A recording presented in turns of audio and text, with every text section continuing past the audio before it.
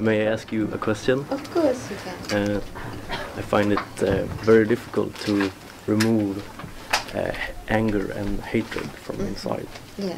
Especially now that I'm getting older and I listen to politics and trying to understand everything. I find it difficult to remove anger and hatred. Yes.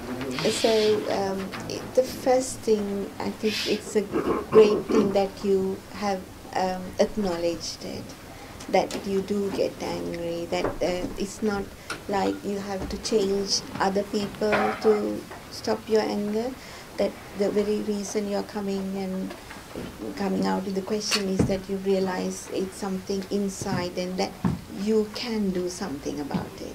So that's the very first step. So when you realize, yes, I can do something about it, of course the rest is easy because you will get rid of it soon enough. If you wait for other person to say, hey, don't behave like this, or don't talk to me like this, or you'll never be able to change the world. They will be what there is. So there are a few ways of dealing with anger. I'm sure you have come across these easy ways, like we all know, drink a glass of water and count to 10 and go out of the room and think of good things about that person. Yes, we've heard of all that to get rid of anger. When somebody makes you angry, if a conversation goes and what they're saying is making you angry, you can either react or not react. You have a choice. That's the first thing. Always remember, I have a choice here. I react, or I can just wait. I can just wait. Just what I do, this is what I do, I share with you, is there's a little gap. All you need is like a 5-second gap, and to bring your awareness to that gap. And that gap is as soon as it's coming that you need to react and it's coming up, just give yourself 5 seconds gap.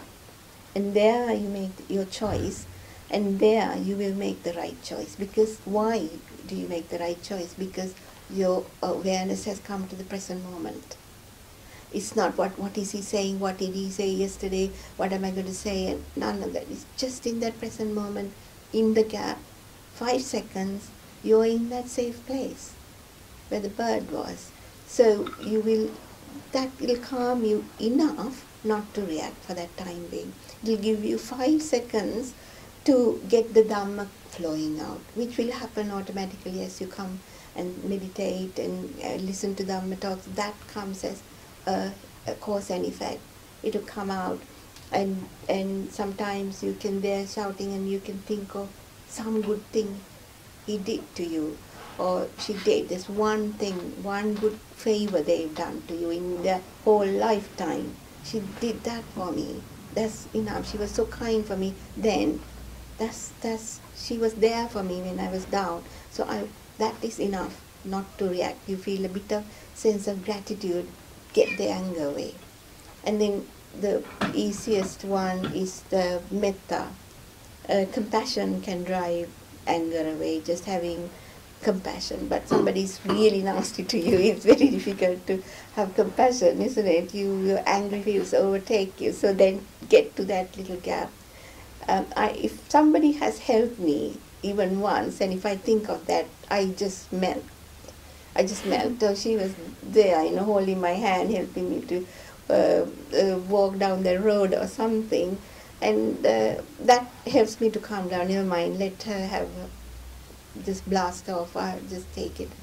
That's one way. Or physically go out of the room and physically cold water, drink some water, or all that you can do. That is the immediate thing I do. But later, when things are calm and things are okay, and especially you're calm and the other person's calm, you've got to talk about it. You got to not brush it under the carpet. What was all that about? So both are relaxed now.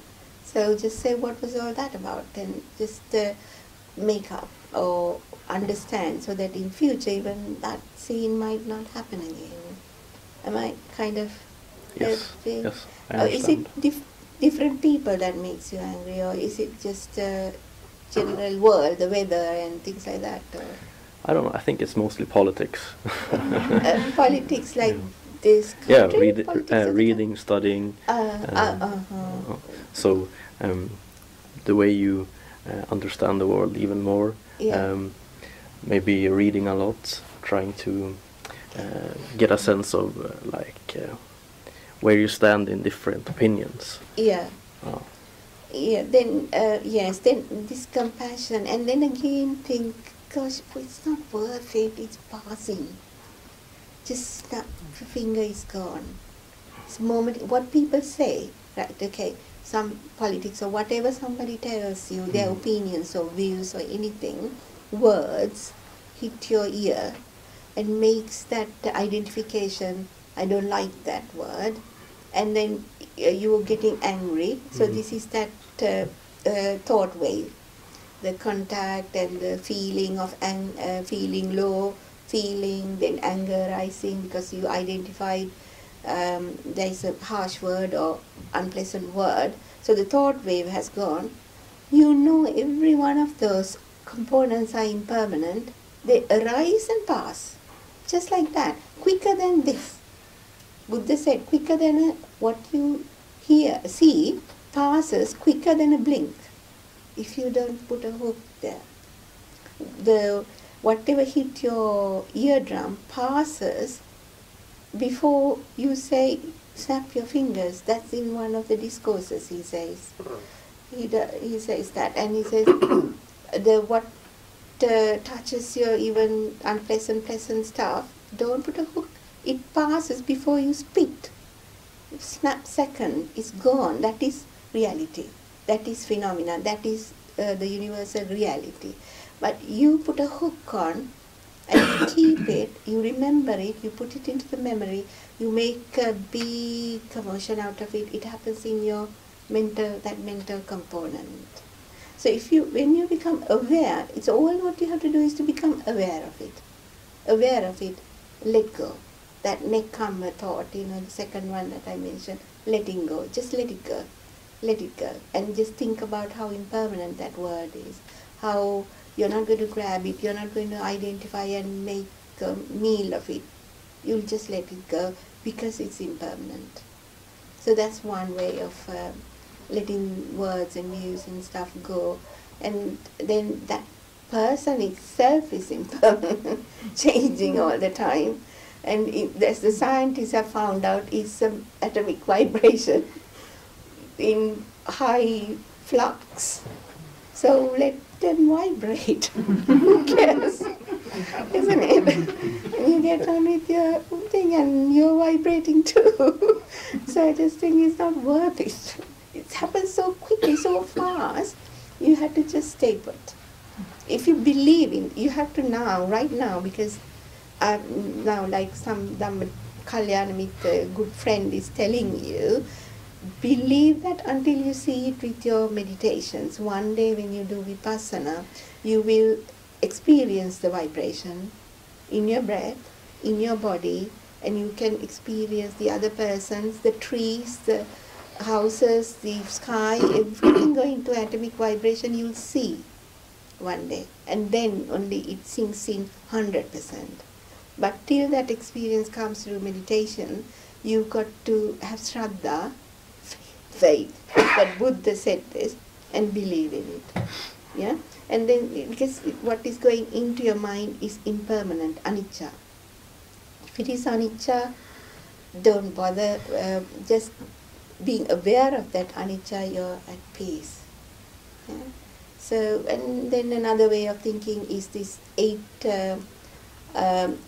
dhammas that you have: pleasant, unpleasant, good, bad, ill health, good health. There are praise, blame. There are 8 things that Buddha says is very common. Universally, everyone gets it. Everyone gets praise. Everyone gets blamed. Everyone gets pleasantness, unpleasantness, happiness, sadness. 8 Dhamma said that it is a word universally common to all. So if everyone gets this blaming, praising, all this unpleasantness, pleasantness, let it come and go. If it's pleasant this time, it has to be unpleasant this time, it has to be pleasant next time. Sometimes I think when I go, well, let it go, then here comes pleasantness. That will go too. But at least this pleasantness will not be there all the time. So just looking at it, get hold of this word anicca, anicca, anicca, anicca, impermanent, impermanent, passing, passing, passing, passing. That's a good word. Passing, passing. I'll tell you a little story. When my little daughter was about 5 years old, we were watching the rain from the window on our beds. Then I saw this far away look in her face, and I wanted to know what was going on in her mind, and I said to her, do you feel lonely when you're watching the rain, when it rains? Then she asked me, she was probably about 10, she asked me, do you feel lonely when it rains? So I thought if I say yes, she'll say, yeah, I do, and she'll come out with her reason. And then she says to me, I said, yes, I do feel lonely when it rains. And she says, well, it's only a feeling, it will pass. So there you are. So it's stuck in me. You learn from your, 10-year-old, you can learn Dhamma. And there you are. I don't know where she got it from, but she... For you, probably. Yeah. So it will pass. This is my little secret, my little thing that I always, I have strong faith and that everything passes. Everything passes, the bad and the good, and the bad. Nothing is permanent that is stuck like that for us to get angry. Just watch and let it be, whatever. Don't go to change anything. Why do you bother? Just let things be, isn't it? And just, it's easy way, isn't it? It's easy. Buddha says, sabba samkara samato at the end. You have to let all phenomena, all formations just be and go get away from trying to construct and control and do stuff. Just let them be. So easy, isn't it? You might get even too lazy. Just let everything and everyone just be. Say, I'm okay. All right. And again, another one that comes to my mind is, so what, so what? Remember that. So what, so what? Right? Things have gone, so what? Ask yourself, so what, so what? All right. Okay. Thank you for answering my I question. don't know, maybe Yeah. Stefan can add to it. No. There is quite everything is said. Yeah. Right. So it's simply just remember this Dhamma, and when you meditate also, it's the samadhi that you do with Stefan, strengthen your mind to go to that 5-second gap. Yeah, just 5 seconds. 1, 2, 3, 4, 5. You're fine. Okay. Thank you so much. Okay. Was the talk okay, or did I confuse anybody? It's lovely. It was just something that came to my mind afterwards about feeling. In one of the discourses, Buddha says about feeling the sad feelings. He says it's like 2 arrows work here. This is another thing that stuck in me. 2 arrows work. First arrow is when it's inflicted to the 6 senses. Like say words. Somebody said harsh words. So first arrow is when it's inflicted at the contact level of the 6 senses. Second arrow is when it's inside, after you've hooked onto it, what you do with mental formation, the perception and the mental formation. And the word or the person who annoyed you is gone away from the seed. It's arisen and gone. Now what you're holding here is your perception of that. And your fight inside, the pain, is not with the one outside. It's with your perception. Now if you're driving back saying, oh, this one did this one did that, it's nothing to do with that one. perception you created and the mental formation, thinking and all that is a big conflict with the perception. In fact, if I go a bit deeper and if I say, think of your partners, they're non-existent right now. What is existent is me that you see, words that you hear, whatever you're feeling, whatever you're tasting, smelling, right this moment is what is in existence. When you think, my daughter, is a perception. The rest of the world is a perception in your mind. It's a bit deep thought. The car outside or the house is a perception. I don't know if this is a bit much because I don't want you to go and have nightmares. Because now the scientists have found this sojourn, the wave, the atomic wave, that everything is in wave form. The atomic vibration, they say, is in an atomic wave from the multitude of experiments being done, that is a wave. And the reality comes wherever consciousness hits. Wherever attention is, existence arises. It's true, because when the attention goes to the I, seeing you arise in my consciousness. Even though I'm looking at you, if you're saying something and I'm listening, my attention goes to him, the sound arises. If I'm looking at you and he's trying to say something, I'm not hearing, so the sound hasn't arisen in me. Attention is here. Wherever your attention is, existence is. So, so it is what this Dhamma, the profound Dhamma, brings you to is it's so here and now, arising, passing. So easy to go into that equanimity. It's not worth jumping about, because there's no one. They arise, everybody, they are in a wave, if you can take it. Others are all like waveform unless you think. That's another sense. So you think and you give existence to them. If you haven't thought of a friend, school friend, for a long time, that person is non-existent to you, isn't it? You don't even know where that school friend is now, married or have children or wherever. When you think, that person becomes a bit existent in your mind. So, I never knew all of you existed till right now. When I go back, you'll all be in my mind existent like a perception. But here you'll be like waves. I have a question. I'm thinking, partly related to what you talk about now, I have very many questions about sila that creates a plug, so I'm going to try to explain what I think.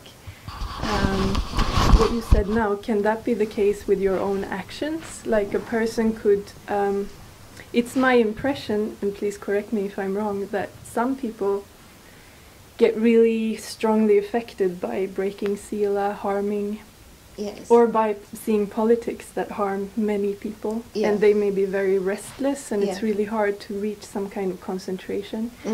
And then there can be some people who are quite ignorant about sila. They can use drugs, steal, kill, and use really harsh words, and then just but that's it's not no substance, and they can drop it, and then they reach really high levels of jhanas or something, and then they can sit in a deep concentration. And how does this make sense? I don't understand. If we take sila, now how we practice sila is we do a little reflection on silas, because what we find is we say the 5 precepts, like when we come to a Dhamma discussion or something, to the temple or something.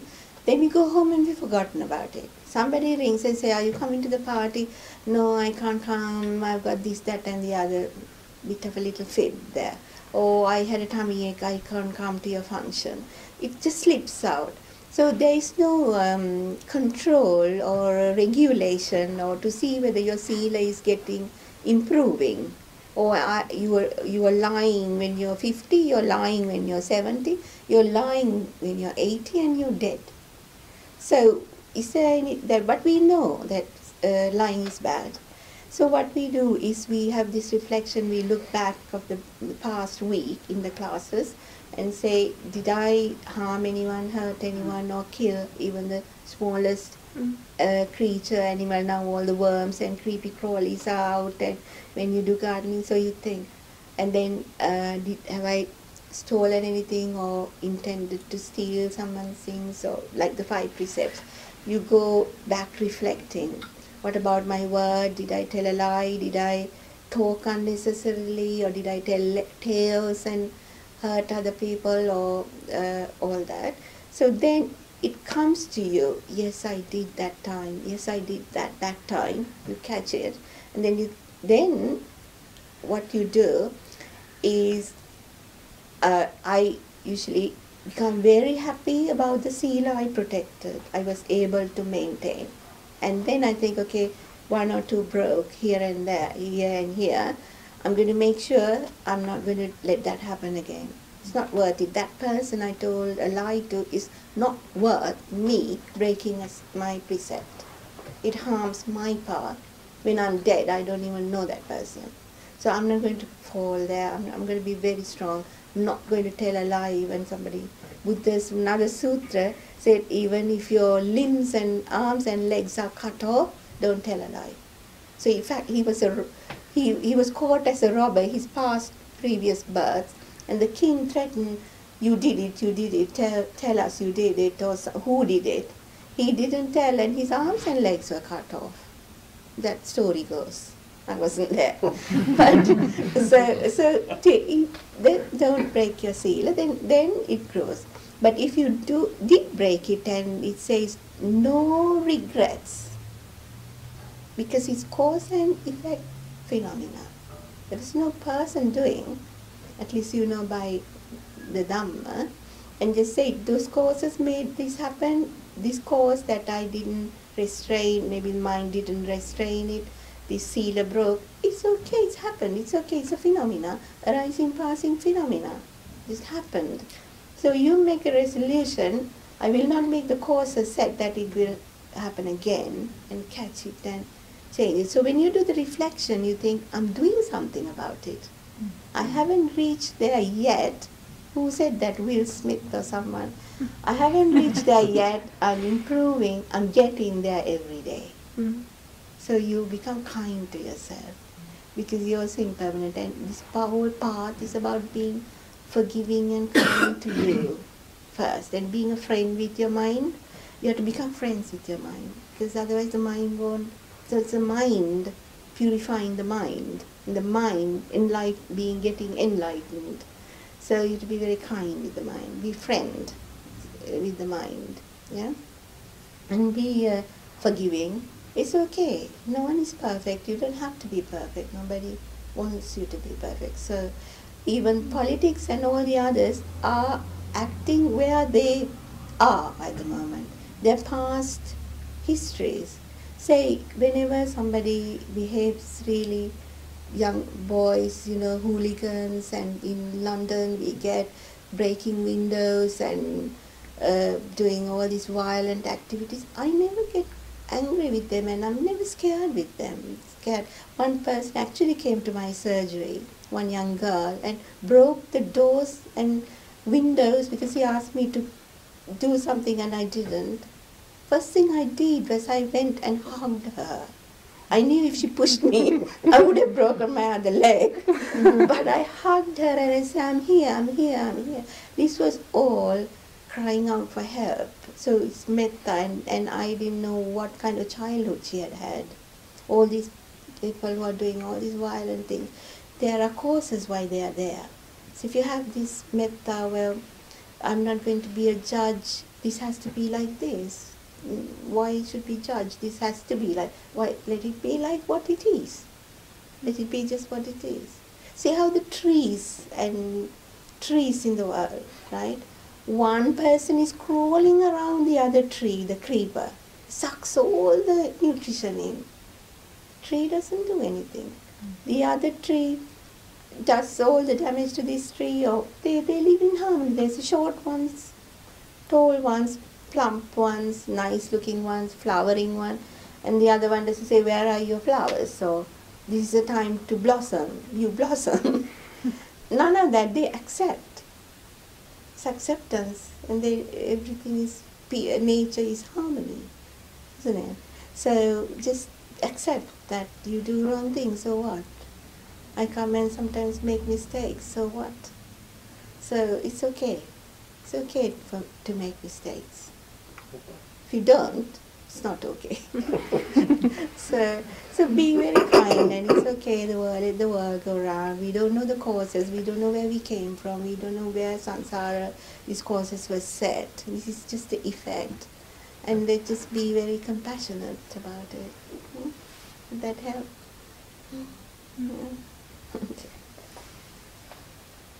So, all the sila is 100% now? You get in there.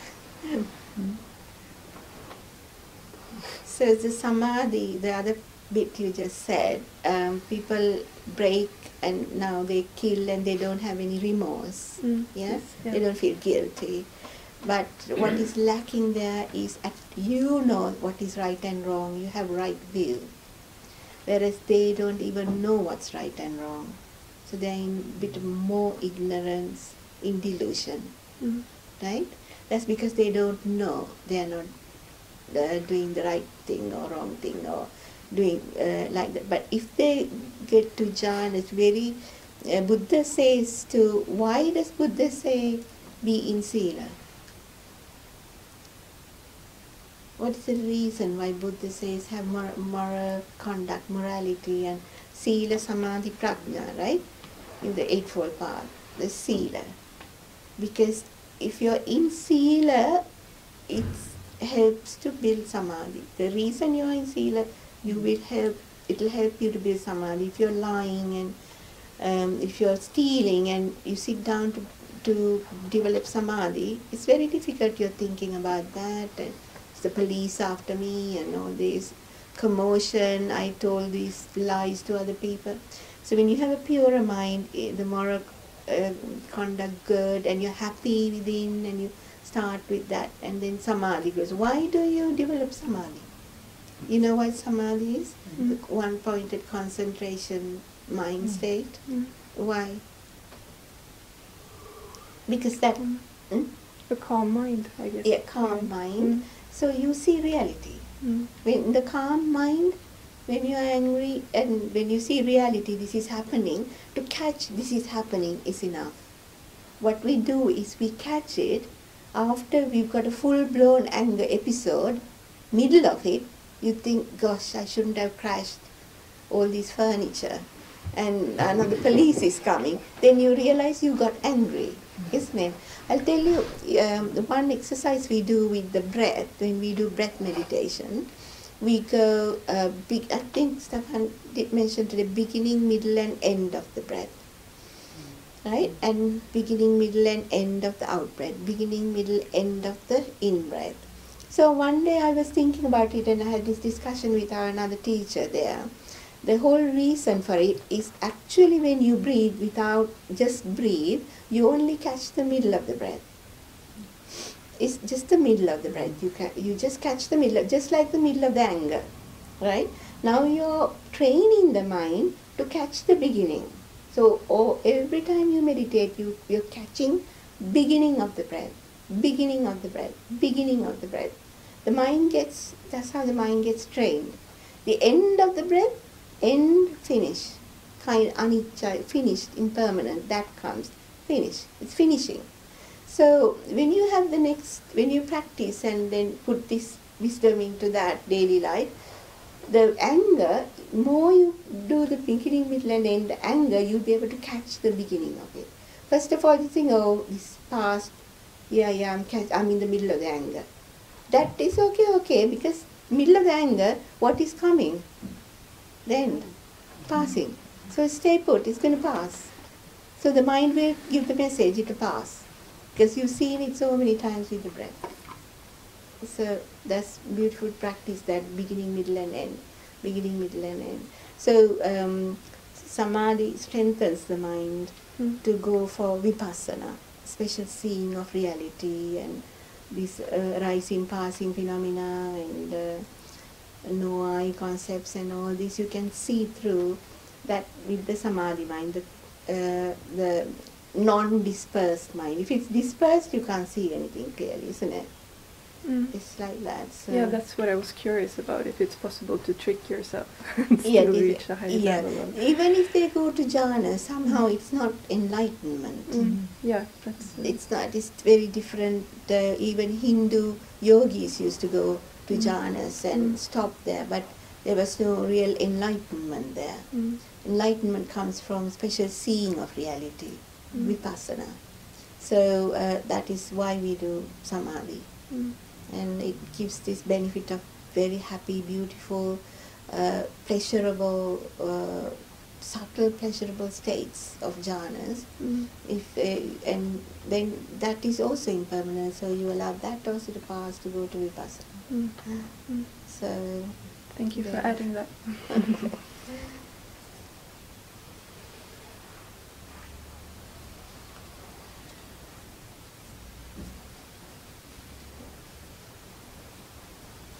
Everyone is waiting for more and more and more. I'm just taking the time. So on Saturday we will come here and meditate.